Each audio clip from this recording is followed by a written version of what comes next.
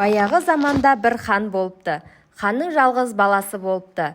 Дәулетті сонша бір өзеннен 90 мың жылқы суарады екен.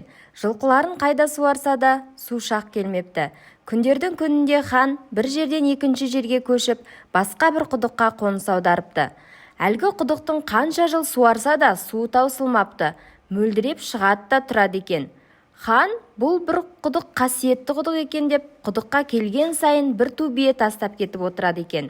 Бірнеше жыл өткен соң хан қатты ауырып, өлер алдында баласына айтады: «Балам, сен осы құдыққа барған сайын бір ту бие тастап кетіп жүр, ұмытпа, өзі бір қасиетті бар құдық», дейді. Әкесі өлген соң бала уәзірдің баласы екеуі ақылдасып, мұның не кереметі бар екен деп ойлайды. Ханның баласы айтады: «Сен не де болса осы құдыққа түс, осының бір кереметі бар шығар, әйтпесе құдыққа жылына бір ту бие тастап кетеміз, неге ол сасымайды», дейді. Сөйтіп, уәзірдің баласын шыңырау құдыққа түсіреді. Бала түсіп, құдықтың түбінен бір тас көреді. Әлгі тасты аударып қараса, ар жағы жап-жарық, кең бір дүние екен. Бала аралап кетеді. Бір жерге келсе, 6 қанат ақ отау тұр екен. Ішіне кіріп барса, үлде мен бүлдеге оранған 40 сұлу қыз отыр. Олардың ортасында бір қыз мамық төсектің үстінде ұйықтап жатыр екен. Бала 40 қыздан мұның жайын сұрады. Сонда қыздардың айтқаны: «Бұл қыз пері патшасының қызы. Егер кімде-кім қызды өзіне жар етіп алғысы келсе, қызды тізесіне ұйықтатып, оятарлықтай 3 әңгіме айтып берсе, қыз соған тиеді», дейді. Уәзірдің баласы қызды алуға ниет қылып, оятпақшы болып, не қызық әңгіме айтса да қыз оянбапты.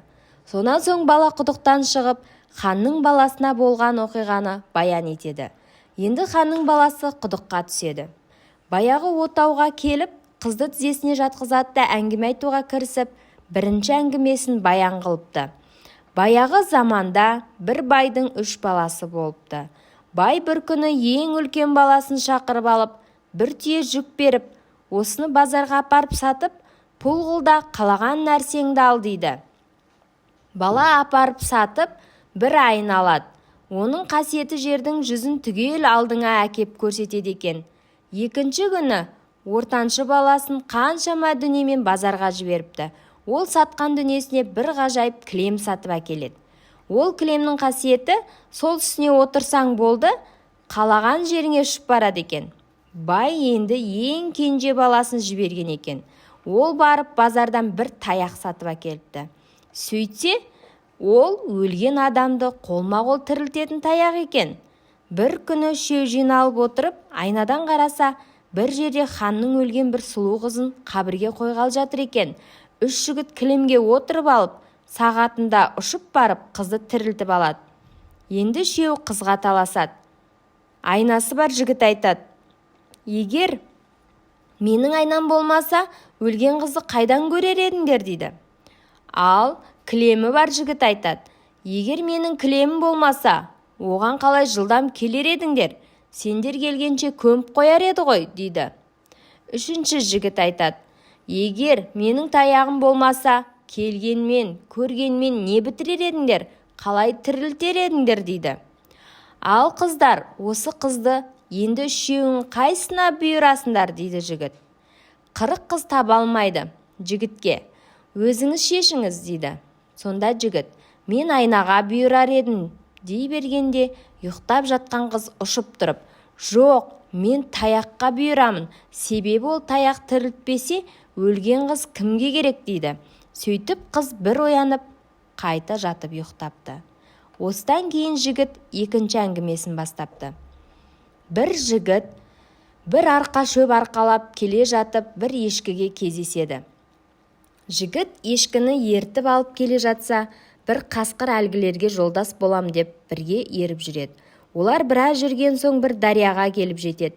Дариядан өтейін десе, қайыққа 2 кісіден артық сыймайды екен. Жігіт не істерін білмейді. Ең алдымен шөпті алып шығайын десе, қасқыр ешкіні жеп қояды. Қасқырды алып өтейін десе, ешкі шөпті жеп қояды. Ал ешкіні алып өтейін десе, ешкіні апарып қойғасын, қасқырды алып шығып, шөпке кеткенде қасқыр ешкіні жеп қояды. Ал ешкінің жанына шөпті қойып, онан соң қасқырда кетейін десе, ешкі шөпті жеп қояды. Ал осыны дариядан қалай қайтып өткізер едіңіздер дегенде, қыздар шатасып, бірі бұлай десе, бірі олай дейді. Ұйықтап жатқан қыз ұшып тұрып, мен бұлай өткізер едім дейді. Мен ең алдымен ешкіні алып шығар едім. Сонан соң шөпті алып шығып, ешкіні өзіммен дариядан қайта өткізіп тастап, қасқырды шөп қалған жағаға өткізер едім. Сонан соң барып ешкіні алып өтер едім, деп қыз екінші рет оянып қайта жатады. Енді жігіт үшінші әңгімесін баян етеді. Баяғы заманда кемпір мен шалдың бір баласы болыпты. Бір күні үшеуі бір жерден келе жатқанда бала ат басындай алтын тауып алыпты. Оны бала көтер алмаған соң әкесі көтеріп әкеледі де кемпірге сақтауға беріпті. Бір күн отырып үшеуі алтынға таласады. Сонда бала айтады, егер мен таппасам алтынды қайдан алар едіңдер дейді. Әкесі айтады, егер мен көтеріп әкелмесем қайтып әкелер едіңдер дейді. Шешесі айтады, егер мен сақтамасам бұл алтын осы күнге шейін тұрар ма еді дейді. Ал шешіңдер, алтынды осының қайсысына берер едіңдер дейді жігіт. 40 қыз шеше алмайды. Сонда ұйықтап жатқан қыз оянып, мен алтынды сақтаған шешесіне бұйырар едім. Себебі бала жас болса да өз бетімен күнін көреді. Әкесі де қайратымен күнін көре алады. Ал шешесі әрі кәрі, әрі қайраты жоқ, күнін көре алмайды. Сондықтан мен шешесіне бұйырамын деп, үшінші рет оянып, уәде бойынша қыз ханның баласына тиеді. Сөйтіп, олар мал-малданып, жан-жанданып, мұратына жетіпті.